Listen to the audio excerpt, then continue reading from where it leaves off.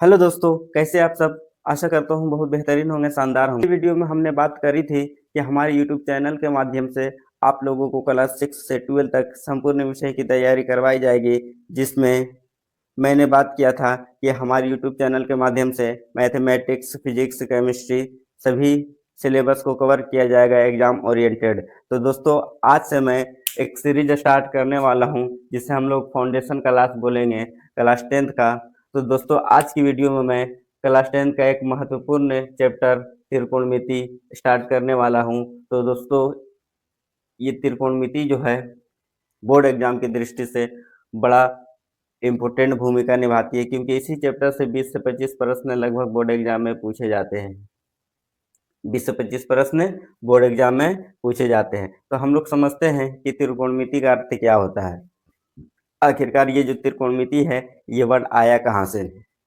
तो अगर हिंदी लैंग्वेज में इसकी बात करें तो त्रिकोणमिति को हम लोग त्रिकोणमिति ही कहते हैं, अंग्रेजी में ट्रिगोनमेट्रिक कहते हैं। पहले हम लोग हिंदी से इसका अर्थ को समझने का प्रयास करते हैं। तो ये देखिए दोस्त, त्रिकोणमिति जो है ये 3 वर्ड से मिलकर बना है। पहला वर्ड है तिरी, दूसरा वर्ड है कोण एवं तीसरा वर्ड है मिति। तिरी का अर्थ होता है 3। तिरी का अर्थ क्या होता है? 3। कोण का अर्थ, कोण आप लोग को बखूबी पता होगा कोण क्या होता है। वो मिति का अर्थ होता है मापन। जब ये तीनों को मिला दिया जाता है तो इसका एक सीधा सीधा अर्थ निकलता है 3 कोणों की माप। 3 कोणों की माप अर्थात आप लोग जानते ही होंगे कि 3 कोण किस में होता है। तो 3 कोण जो होता है वो एक त्रिभुज में होता है। त्रिभुज में एक 3 कोण होते हैं। तो आप लोग हिंदी से इसका अर्थ समझ गए होंगे। अब हम लोग जो ट्रिगोनमेट्रिक अंग्रेजी में लिखा हुआ है, इसका भी अर्थ तोड़ने का प्रयास करते हैं। तो दोस्तों, त्रिकोणमिति, ये जो अंग्रेजी में ट्रिगोनमेट्रिक लिखा हुआ है, ये जो है 3 ग्रीक वर्ड। कितने ग्रीक वर्ड? 3 ग्रीक वर्ड, जिसे यूनानी शब्द भी कहते हैं। ये 3 ग्रीक वर्ड से मिलकर बना होता है, जिसमें पहला वर्ड है ट्राई। पहला वर्ड है ट्राई, दूसरा वर्ड है गोनिया। तीनों का होता है 3। ट्राई का मतलब होता है 3। ट्राई का मतलब 3। अगोनिया का मतलब कोण, मेट्रोन मतलब मापन। ये तीनों को जब मिला दिया जाता है तो इसका भी अर्थ क्या हुआ? 3 कोणों की माप, अर्थात त्रिभुज की माप। तो इस प्रकार से हमें त्रिकोणमिति का एक डेफिनेशन हमारे सामने आता है, जो कहता है कि गणित की वैसी शाखा जिसमें हम त्रिभुज की भुजाओं एवं कोण के बीच संबंध का अध्ययन करते हैं, उसे हम लोग त्रिकोणमिति कहते हैं। ये जो संबंध बताने का काम करता है, ये त्रिकोणमिति अनुपात करता है। त्रिकोणमिति अनुपात क्या होगा वो हम लोग नेक्स्ट स्लाइड में समझेंगे। त्रिकोणमिति से रिलेटेड कुछ एक्स्ट्रा फैक्ट हम लोग समझ जाते हैं कि त्रिकोणमिति का जनक हिपार्कस को माना जाता है, हिपार्कस को। एवं इसका उपयोग की बात करते हैं तो त्रिकोणमिति का उपयोग बड़े बड़े भवनों एवं इमारतों की ऊंचाई ज्ञात करने के लिए किया जाता है, एवं समुद्र की गहराई एवं उसकी चौड़ाई ज्ञात करने के लिए किया जाता है। तो दोस्तों, यहाँ तक की बातें आप लोगों को क्रिस्टल क्लियर हो गई होगी। तो चलिए आगे की स्लाइड में हम समझते हैं। तो साथियों, आपने पिछले स्लाइड में देखा कि त्रिकोणमिति का क्या अर्थ होता है। तो त्रिकोणमिति का अर्थ निकल के आया था त्रिभुज का अध्ययन। तो दोस्तों, हम लोग त्रिकोणमिति में बेसिकली समकोण त्रिभुज का अध्ययन करते हैं। त्रिभुज बहुत सारे प्रकार का होता है, लेकिन हम लोग त्रिकोणमिति में केवल समकोण त्रिभुज का अध्ययन करते हैं। तो सवाल आता है मेरे दोस्त कि हम लोग त्रिकोणमिति में केवल समकोण त्रिभुज का ही अध्ययन क्यों करते हैं। इसका जवाब होता है क्योंकि समकोण त्रिभुज ही एक ऐसा त्रिभुज है जिसमें एक कोण 90 डिग्री एवं अन्य 2 कोण 90 से छोटा होता है, यानी 90 डिग्री से छोटा होता है। और इसके अतिरिक्त हम लोग समकोण त्रिभुज में 3 भुजाओं का नाम भी देखते हैं, यानी हर एक त्रिभुज में 3 भुजाएं होती है, बट वो सभी त्रिभुज में किसी भुजा का नाम नहीं होता है। लेकिन समकोण त्रिभुज ही एक ऐसा एकमात्र त्रिभुज है जिसमें तीनों भुजा का नाम होते हैं। तो यहाँ तक की बातें आप लोगों को समझ में आ गया होगा। तो आगे देखते हैं हम लोग कि समकोण त्रिभुज आखिर होता क्या है। तो देखिए, इसकी डेफिनेशन की बात करते हैं तो डेफिनेशन में लिखा हुआ वैसा त्रिभुज जिसका एक कोण 90 डिग्री होता है, वैसा त्रिभुज जिसका एक कोण 90 डिग्री होता है, उसे हम लोग समकोण। फिगर दिख रहा होगा, जो कि एक त्रिभुज है जिसमें एक एंगल 90 डिग्री है। जब एक एंगल 90 डिग्री है तो इस प्रकार के त्रिभुज को हम लोग समकोण त्रिभुज कहते हैं। ये फिगर आपको दिख रहा होगा, यहाँ एक त्रिभुज है जिसमें एक एंगल 90 डिग्री है। जब एक एंगल 90 डिग्री है, इस त्रिभुज का नाम समकोण त्रिभुज हो गया। तो चलिए दोस्तों, आगे इस समकोण त्रिभुज से संबंधित कुछ फैक्ट को हम लोग समझने का प्रयास करते हैं। तो देखिए, पहला फैक्ट है कि एक समकोण त्रिभुज में एक कोण कितना डिग्री होता है? 90 डिग्री होता है। ये हम लोग परिभाषा से ही जानते हैं।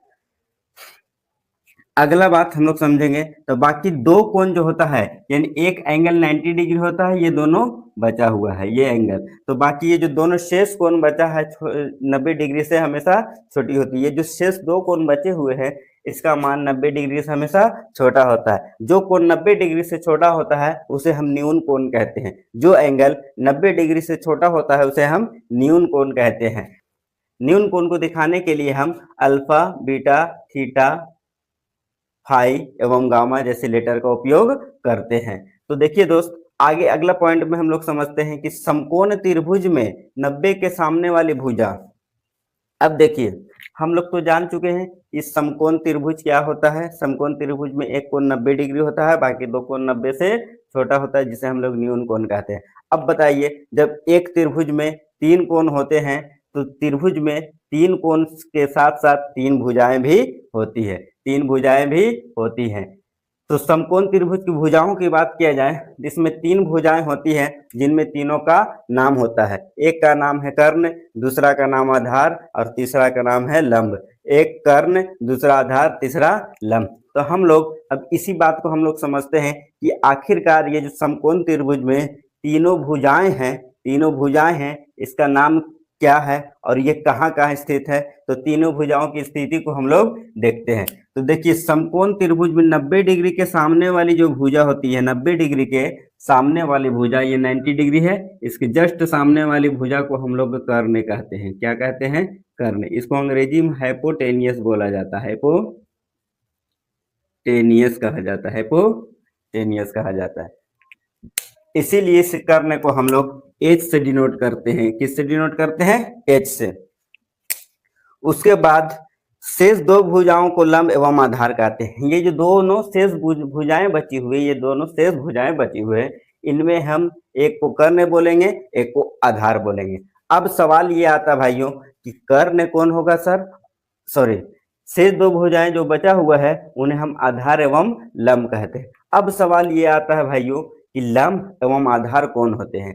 तो अगला पॉइंट में हम लोग समझते हैं कि शेष दो भुजाओं को लंब एवं आधार कहते हैं। लंब एवं आधार बदलते रहता है न्यून कोण थीटा के अनुसार। न्यून कोण थीटा, अभी हम लोग ने बताया था कि समकोण त्रिभुज में 90 डिग्री को छोड़कर शेष दो कोण 90 से छोटा होता है, जिसे हम न्यून कोण कहते हैं। तो यहाँ पर देखते हैं हम लोग, तो समकोण में दो न्यून कोण होते हैं, दो न्यून कोण होते हैं। लेकिन एक बात आप लोग याद रखिएगा कि जब हम लोग त्रिकोणमिति के सवालों को हल करेंगे तो यहाँ आप लोग को किसी एक कोण को मेंशन करके सवाल दिया हुआ रहेगा, किसी एक एंगल को मेंशन करके सवाल दिया हुआ रहेगा। अगर इस एंगल को मेंशन करेगा तो यहाँ पर थीटा मान सकते हैं, अगर इस एंगल को मेंशन करेगा तो यहाँ थीटा मान सकते हैं। तो आगे पॉइंट हम लोग समझते हैं कि जहां हम थीटा लेते हैं, यानी अभी हम बात किए कि एक एंगल को मेंशन किया हुआ रहेगा प्रश्न में, तो जहां हम लोग न्यून कोण मानते हैं अर्थात थीटा मानते हैं, उसके जस्ट सामने जहां हम लोग थीटा लेते हैं, जहां हम लोग थीटा लेते हैं उसके जस्ट सामने वाली भुजा को हम लोग लंब कहते हैं, यानी परपेंडिकुलर कहते हैं। जहां हम लोग थीटा लेते हैं उसके जस्ट सामने वाली भुजा क्या कहलाती है? लंब कहलाती है। एवं शेष भुजा को आधार कहते हैं। शेष भुजा को क्या कहते हैं? आधार कहते हैं। तो जहां हम लोग थीटा मान लिए, सपोज करिए कि हम लोग थीटा यहाँ लिए, थीटा यहाँ माने, तो थीटा के ये जो सामने वाली भुजा होगी, ये सामने वाली भुजा है, ये सामने वाली भुजा को हम लोग लंब कहेंगे। क्या कहेंगे? लंब। इसी को हम लोग परपेंडिकुलर कहते हैं,